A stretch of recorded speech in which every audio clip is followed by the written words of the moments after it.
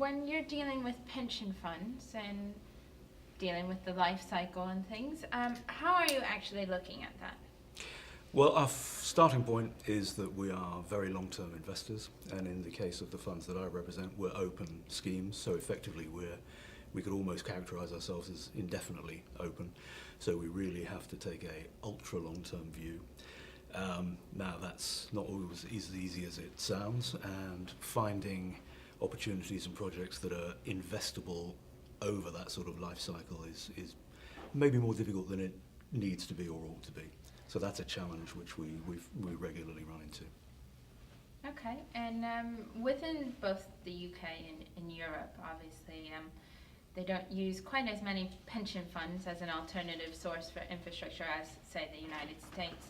Do you believe that that's going to increase or stay the same? I certainly think in my sector it will definitely increase.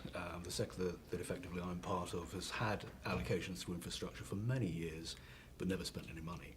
And I think that goes back to that investability question and also the internal resource to be able to properly manage and properly define your investment process.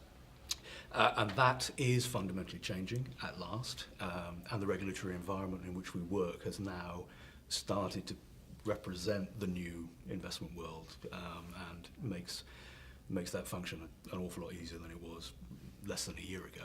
So I think to a certain extent we're in potentially a golden period from my perspective, because we have substantial amounts of capital. In fact, we have huge amounts of capital. We have a relatively decent funding position across the sector. We now have a regulatory framework which will allow us to make some of these investments over the time frame that we believe they're appropriate. And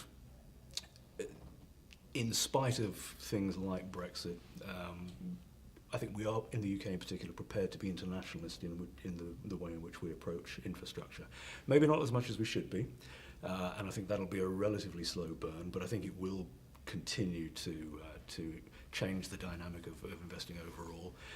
If I'd asked the question of my peers 5 years ago, I think 95% of them would have said UK only. I'm fairly comfortable that that's probably nearer 60% now, and I think in 5 years' time that'll be below 50%. So I think that's a developing story.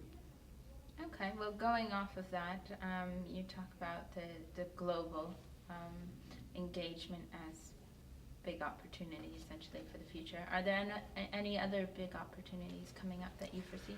I think one of the most challenging questions I set myself fairly regularly is what is the definition of infrastructure as far as we are concerned.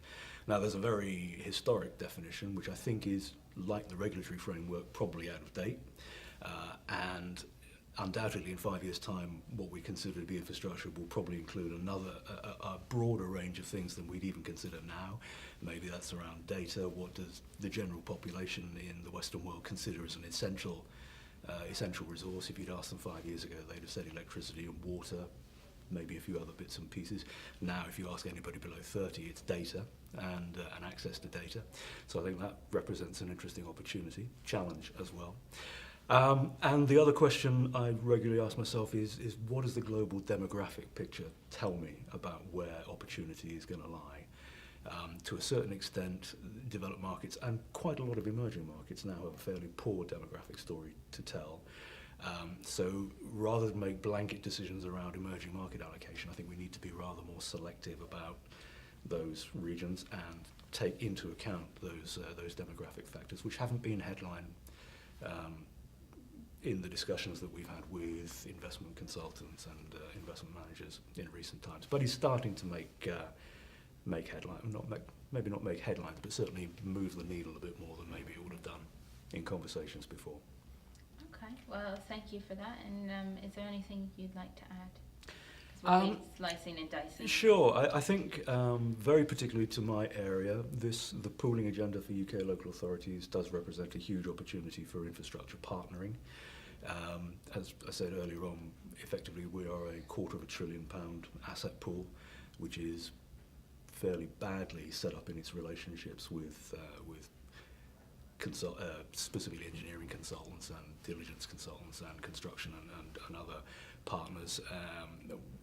I don't think we've been aggressive enough in going out to make our case to those partners, but frankly those partners haven't been aggressive enough coming to see us and make their case as well. So if I can raise the flag for that, then that's something very useful that could come out of these events.